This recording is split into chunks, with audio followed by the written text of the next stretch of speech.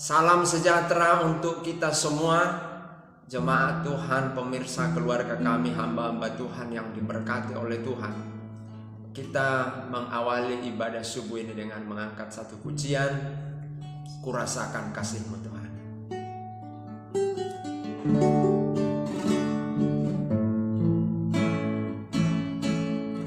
Kurasakan kasih-Mu Tuhan, kurasakan kuasa-Mu Tuhan, kurasakan kasih kuasa Roh Kudus, kurasakan kehadiran-Mu, kurasakan kasih-Mu Tuhan, kurasakan kuasa-Mu Tuhan, kurasakan kasih kuasa Roh Kudus, kurasakan kehadiran-Mu,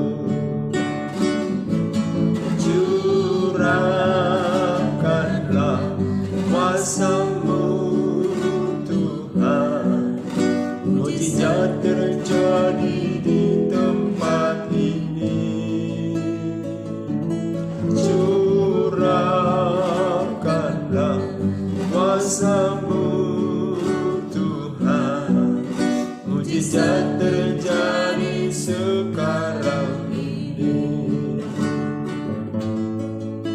Rasakan kasih-Mu Tuhan, kurasakan kuasa-Mu Tuhan, kurasakan kasih kuasa Roh Kudus, kurasakan kehadiran-Mu,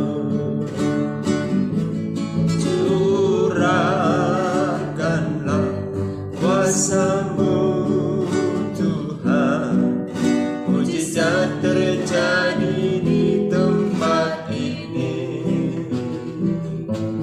curahkanlah kuasa-Mu Tuhan, mujizat terjadi sekarang ini, curahkanlah kuasa-Mu Tuhan, mujizat terjadi di tempat ini, curahkanlah kuasa-Mu Tuhan, mujizat terjadi sekarang ini,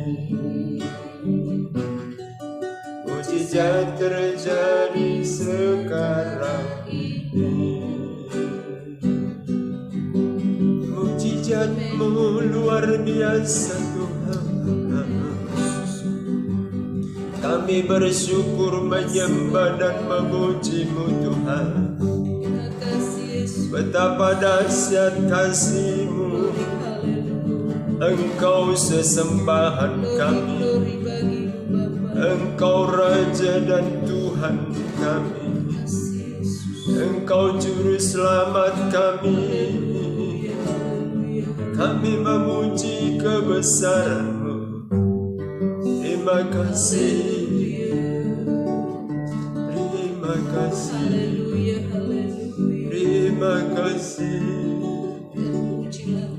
terima kasih, terima kasih,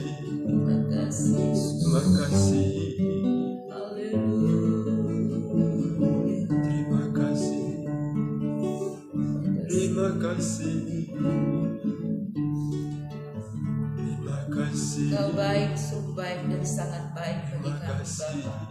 Segala kemuliaan, hormat dan syukur hanya bagi-Mu, dan hanya Engkau yang layak disembah, ditinggikan, diagungkan selamanya. Terima kasih untuk hari yang baru ini. Terima kasih buat Tuhan karya-Mu tercurah bagi kami. Tuhan telah melindungi, menyertai hari-hari kami, membangunkan kami, dan kami boleh menikmati hari yang indah dan luar biasa. Hadirkan berkat lawatan juga bagi seluruh jemaat, keluarga, saudara-saudara kami, anak-anak Tuhan, hamba-Mu dimanapun berada. Tuhan berkati, Tuhan menyertai, Tuhan melimpahi mereka dengan rahmat kasih setia Tuhan. Mereka terus semangat, terus setia di dalam Tuhan. Apapun persoalan pergumulannya, percaya Tuhan Engkau sahabat yang selalu setia untuk kami. Kau memegang tangan kami, menuntun dan mengendalikan seluruh gerak hidup kami. Terima kasih Tuhan, bagi hari ini kami rindu dan haus akan firman. Curahkan kuasa, curahkan isi hati bagi kami Tuhan. Berbicara dan teguhkan kami selalu, ingatkan kami selalu dengan firman Tuhan. Kami berjalan sesuai dengan kehendak dan perintah Tuhan. Kuduskan kami sambut firman Tuhan di dalam nama Tuhan Yesus. Kasih jiwa kami. Haleluya, haleluya. Amin. Yohanes pasal 5. Kita baca ayat itu dan kami secara bergantian di tempat ini membaca. Bapak Ibu simak Alkitabmu dan saya baca mulai dalam nama Tuhan Yesus. Penyembuhan pada hari Sabat di kolam Bethesda. Sesudah itu ada hari raya orang Yahudi dan Yesus berangkat ke Yerusalem. Di Yerusalem dekat pintu gerbang domba ada sebuah kolam yang dalam bahasa Ibrani disebut Bethesda.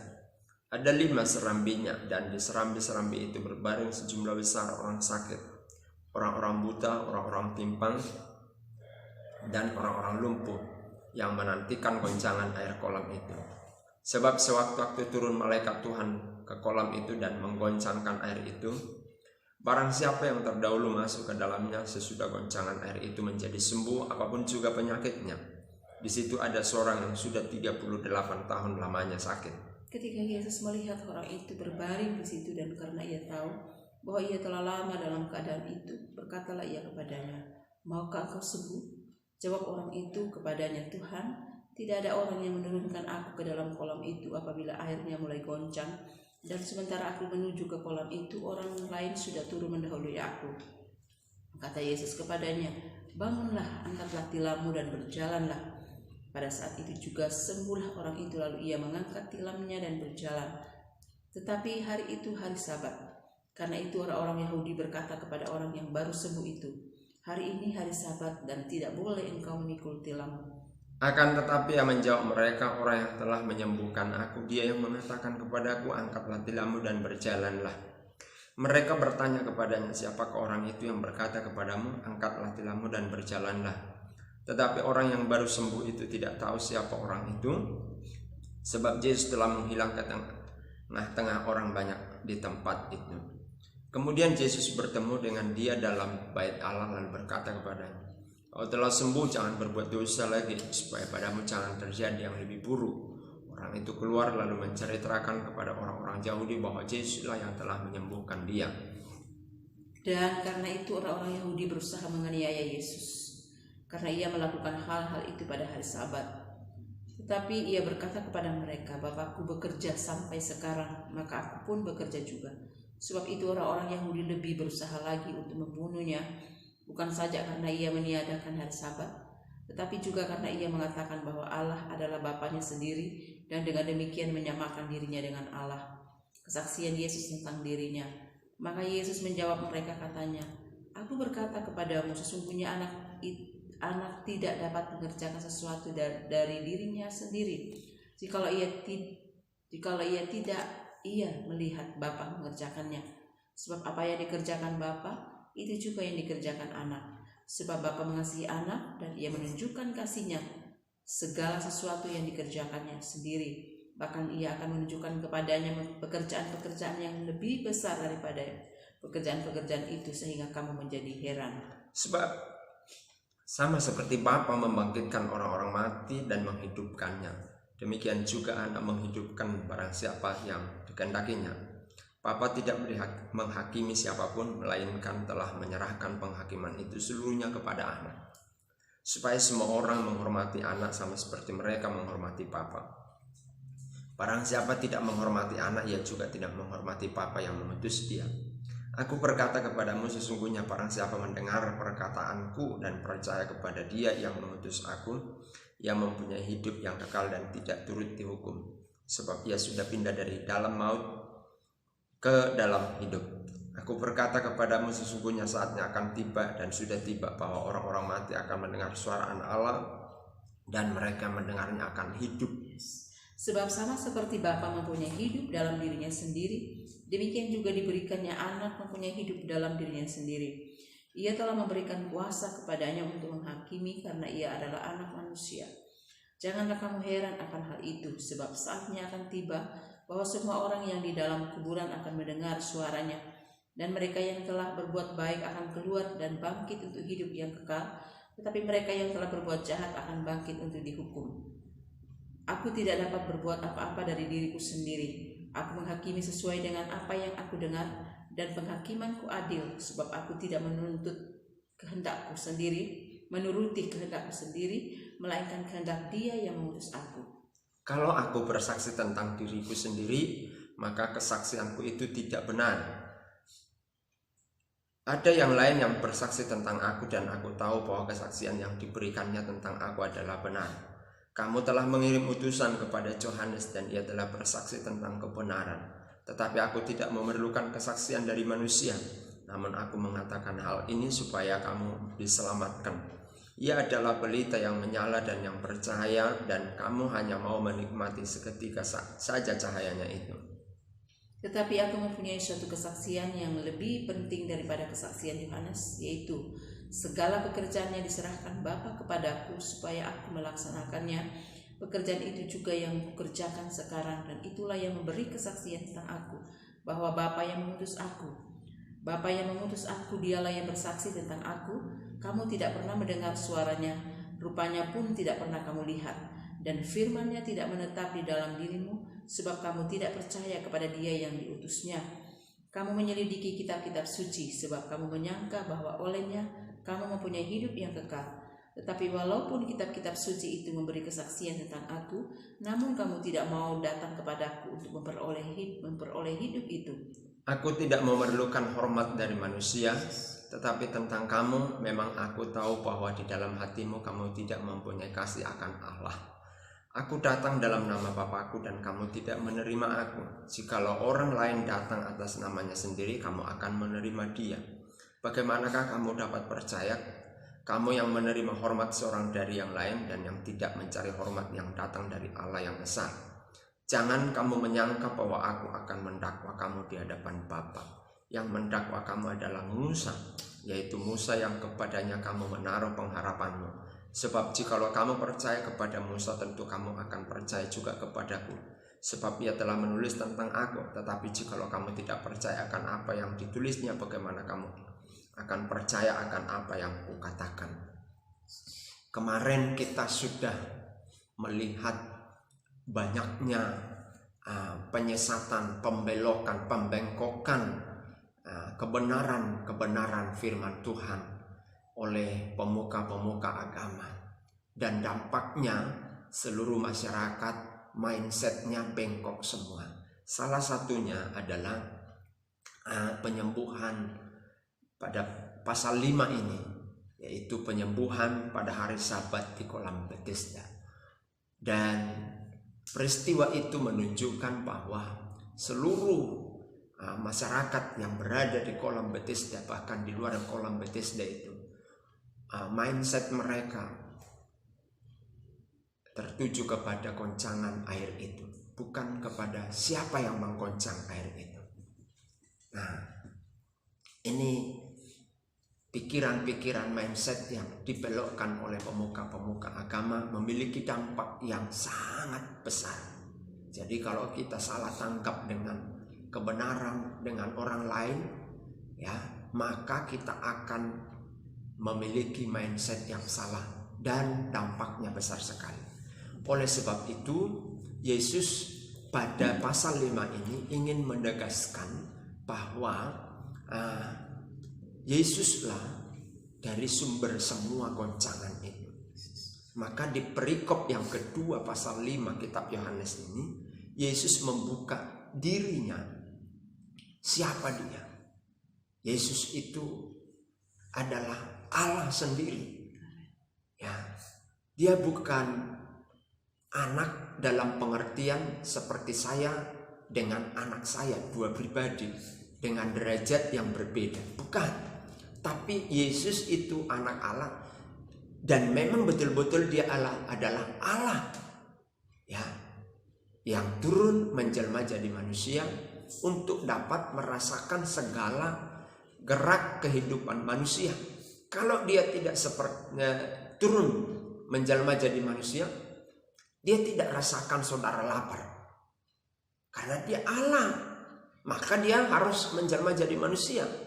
Dan saudara tidak akan selamat karena saudara berdosa, kita berdosa semua. Maka dosa hanya dapat diselesaikan dengan darah, bukan dengan darah binatang. Perjanjian lama orang menyelesaikan dosa dengan darah binatang, tapi kembali lagi tidak kekal. Maka satu-satunya adalah darah manusia. Di dalam siapa? Di dalam Yesus Kristus. Yesus mau mempertegas itu.